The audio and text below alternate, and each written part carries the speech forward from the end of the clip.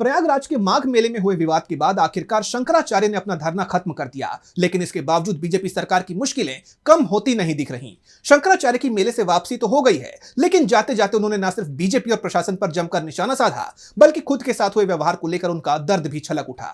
तो क्या कुछ बोले हैं शंकराचार्य, जानेंगे इस रिपोर्ट में। प्रयागराज के माघ मेले से शंकराचार्य अविमुक्तेश्वरानंद काशी के लिए लौट गए। 10 दिनों से जारी धरने के बाद अब उन्होंने मौनी अमावस्या का मुख्य स्नान किए बिना ही प्रयागराज छोड़ दिया।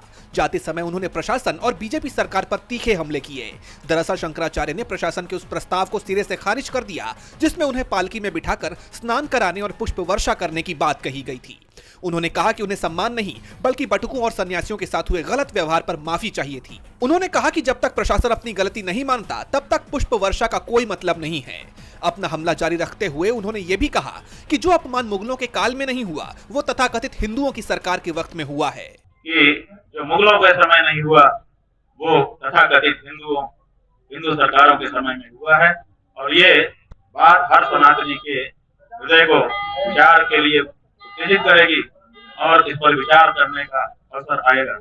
शंकराचार्य ने एक प्रेस विज्ञप्ति भी जारी की और कहा, प्रयागराज में जो कुछ भी घटित हुआ उसने न केवल हमारी आत्मा को झकझोरा है बल्कि न्याय और मानवता के प्रति हमारे सामूहिक विश्वास पर भी प्रश्न चिन्ह लगा दिया है।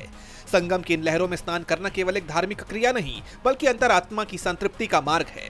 परंतु आज मन इतना व्यथित है कि हम बिना स्नान किए इस संकल्प को अधूरा छोड़कर यहाँ से विदा ले रहे हैं। जब हृदय में क्षोभ और ग्लानि का ज्वार हो तो जल की शीतलता भी अर्थहीन हो जाती है। इसके साथ ही उन्होंने बीजेपी पर दोहरे चरित्र का भी आरोप लगाया। गृह मंत्री जी के श्रीमुख से निकल रहा है तो ये जो दोहरा चरित्र है, कहने में कुछ और करने में कुछ, ये अब देश के सामने साफ होना चाहिए और उसको साफ करने के लिए हम कार्य करेंगे। जैसा आप जानते हैं कि ये पूरा विवाद 18 जनवरी को शुरू हुआ था, जब शंकराचार्य पालकी में बैठकर बाकी संतों और अपने समर्थकों के साथ संगम की तरफ स्नान के लिए जा रहे थे। प्रशासन ने उन्हें पालकी से उतरने के लिए कहा और उनके साथ आए संतों के साथ बदसलूकी की। राजनीतिक जानकारों का कहना है कि यह घटनाक्रम आने वाले समय में धार्मिक और राजनीतिक गलियारों में चर्चा का विषय बना रहेगा। शंकराचार्य के कड़े रुख ने प्रशासन और सरकार की कार्यप्रणाली पर गंभीर सवाल खड़े कर दिए हैं। अब ये मामला यहीं थमता है या जारी रहता है, यह तो देखना होगा।